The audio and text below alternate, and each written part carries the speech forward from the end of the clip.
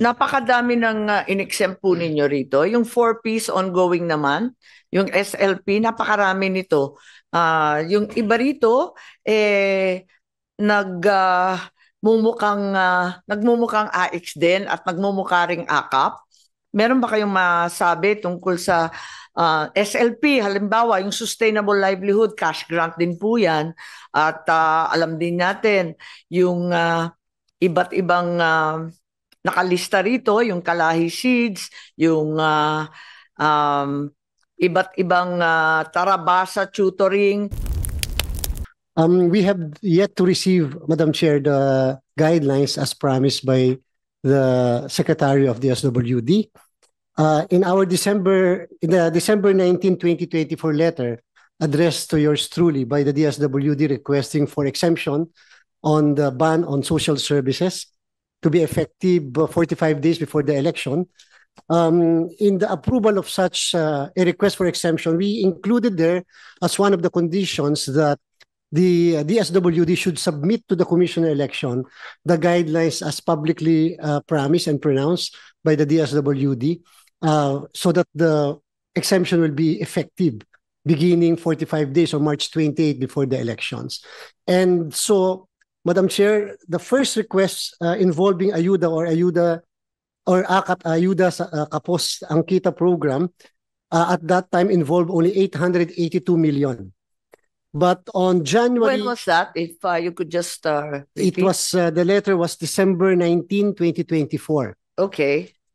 But on January 16, 2025, another letter was received by yours truly. This time, this is a supplement to the original request, again containing a request for exemption of AKAP, and the amount this time is 12,633,600,000. As of this time, Madam Chair, I have not acted on such a request simply because I am waiting for the guidelines as committed. Because doon nga po sa una, wala pa po yung guidelines. Doon sa unang in-approve natin na 882 million. So I cannot act on the second request until and unless there is that guidelines issued by the DSWD. Are you saying, Chair, that you acted on the first request of the 882 million? Yes, Madam Chair, but subject to the conditions enumerated therein. One of the conditions that yours truly had written in the exemption was the submission of the guidelines as publicly committed by the Secretary. Yes. You are also fully aware, I'm certain, Mr. Chair, of the conditional implementation imposed by the veto message of the President. Fully aware, Madam Chair. That's the reason why the grant of the exemption was likewise conditional, in the sense that there were several conditions enumerated in the grant of the exemption. So since the time that I received the second letter, which was January 16, yours truly have not acted on that request for exemption because I had been waiting for the guidelines to be issued by the DSWD. Ano ang kahuli-hulihang araw na maaring matanggap ang guidelines? Kasi March 28 pa yung binabanggit ninyo, pero alam naman natin sa 8 araw na lamang mag-uumpisa na rin yung national. So hindi po ba yung February 11 ang guiding date dyan?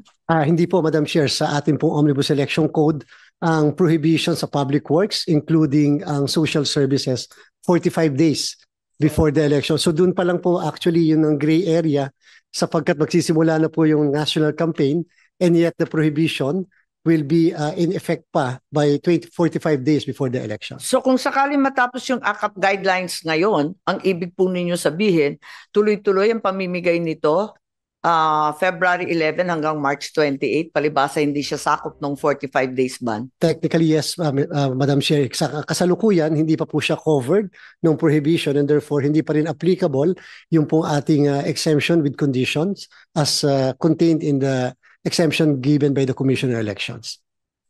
Ano yung iba't ibang mga additional safeguards na sinasabi? May nabanggit ba sa inyo?